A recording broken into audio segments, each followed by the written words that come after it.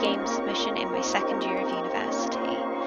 This game was heavily inspired by the likes of Genshin Impact, Legends of Zelda, and of course ever so slightly by Resident Evil, even though the horror aspect is not there.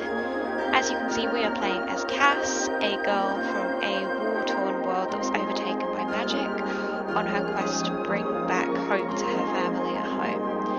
Currently the game being played is one of the many puzzles in the game. This is the Stepping Stones game with some slight combat from a single assassin enemy. Cass has to go to each platform individually and step on it to turn it grey. If she gets the sequence correct, that is game over. She wins an apple. The code for this particular game is 145263887. As she steps on that last platform, you can see an apple becomes available, which we pick up. Now, this video is very choppy just because I'm showing you all the different features, but as you can see at the bottom with the buttons, we do have an inventory system that figures out, have we already got this item? Do we not have this item? What do we do with this item?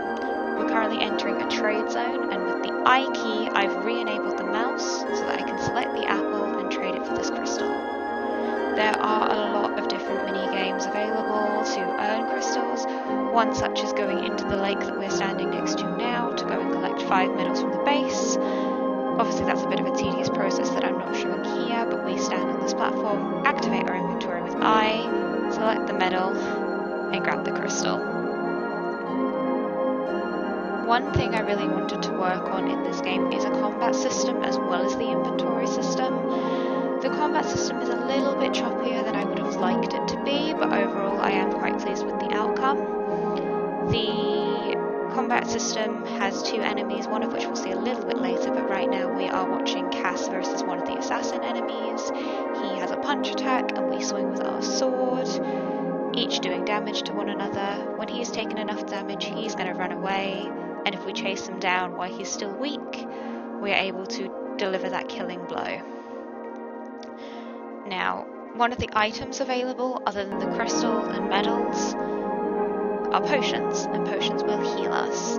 We also have other collectibles such as apples and keys. These have less functionality and act more like the medals do as a trade item. So as you can see right now, we're in the location of the hidden key in the Jade Forest, which we're going to need in World 2. And this is the location of that final crystal that we need in order to unlock the teleporter.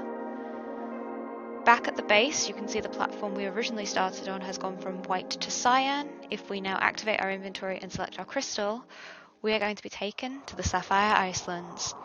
This is a second biome, also made by me, using the terrain feature and assets from the Unity Asset Store, and as you can see, it's a lot more involved in this second world. Cass is going to run in now. We are going to obviously try our best to avoid the 2 mutants who patrol, and the 3 assassins who kind of just stand there idly while we run in, grab the crystal and make a run for it. As you can see, they will hunt us down to a certain extent. The assassins are a lot faster than the mutants, but they don't do as much damage, though we did manage to get hit by both of them at the same time in this situation.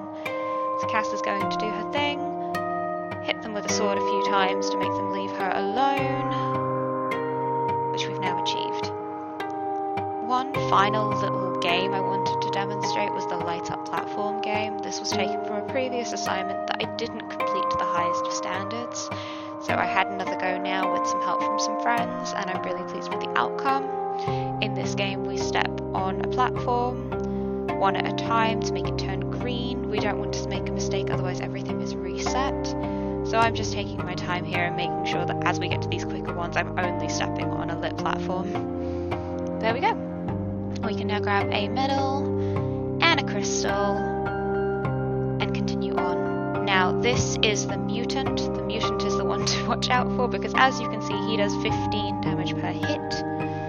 So he does a lot of damage.